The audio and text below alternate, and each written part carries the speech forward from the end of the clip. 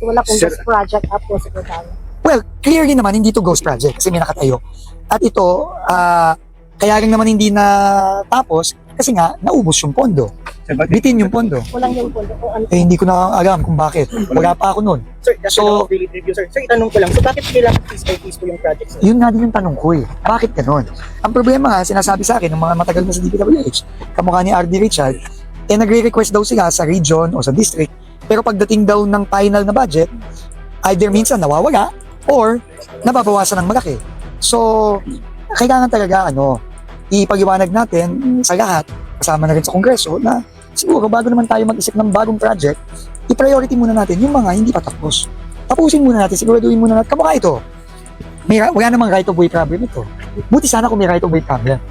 Kasi kahit magpondo ka, hindi pa rin siya magagawa hanggat hindi mo makuha yung right of way. Eh yung dalawang binisita natin, itong Kabarwan tsaka yung Loing, wala namang right of way problem to.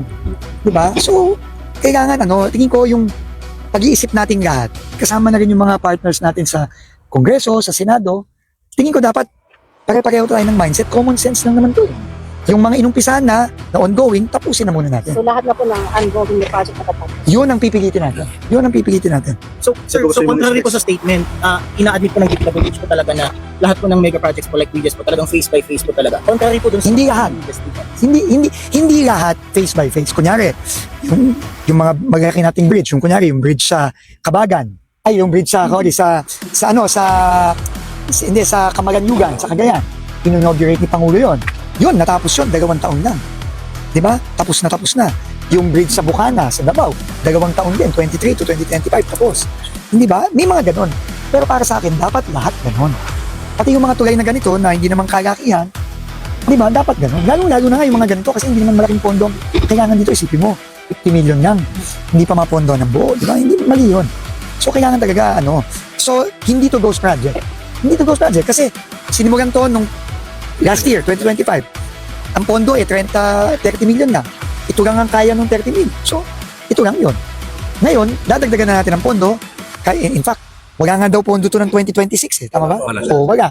So, buti na lang may savings tayo ng 2025. Gagamitin natin ngayon dito para matapos na. Para naman magamit naman ng mga taga-pidig. Diba? Yung mga barangay natin dito. So, by time ko rin, sir. Para matapos. This year, matapos na. Bakit yung laging ganun? Bakit hindi agad-agad napapalakas? Alam mo, tanong ko din yan, hindi ko masasagot eh. Tanungin nyo na nga siguro yung mga bago ako. Hindi ko din maintindihan kayo kasi para sa akin common sense, di ba? Kung meron kang sinimulan, yun ang unahin mo, tapusin mo muna yun. Bakit kailangan mag-introduce sila ng bagong project? When fact mo naman yun. Again, hindi ko masasagot. Kaya nga ngayon, sinabihan ko sila, bawal kayo mag-propose ng bago hanggat hindi napopondohan yung mga hindi pa tapos. Hindi ako tatanggap ng kahit anong project na bago kung hindi napopondohan muna yung uncompleted Sa buong bansa po yun. sa buong bansa. Yun na yung sinasabi ko. Kasi nakakainis, hindi ba? Lahat naman tayo taxpayer, di ba? Lahat naman tayo nakikita natin to, Luzon, Visayas, Mindanao, puro ganito eh. No? Pero ulitin ko, hindi to ghost project. No? Kailangan niyang dagdagan yung pondo. Yun ang gagawin natin para matapos. Sorry, na-mention niyo po na kailangan dagdagan yung pondo papabilisin. So, how do you expect DPWH na papabilisin po yung pagdagdag po ng pondo dito, sir? Ngayon, nag-instruct na ako na isama na yung 20 million dito. Ay, hindi. Magkano dito?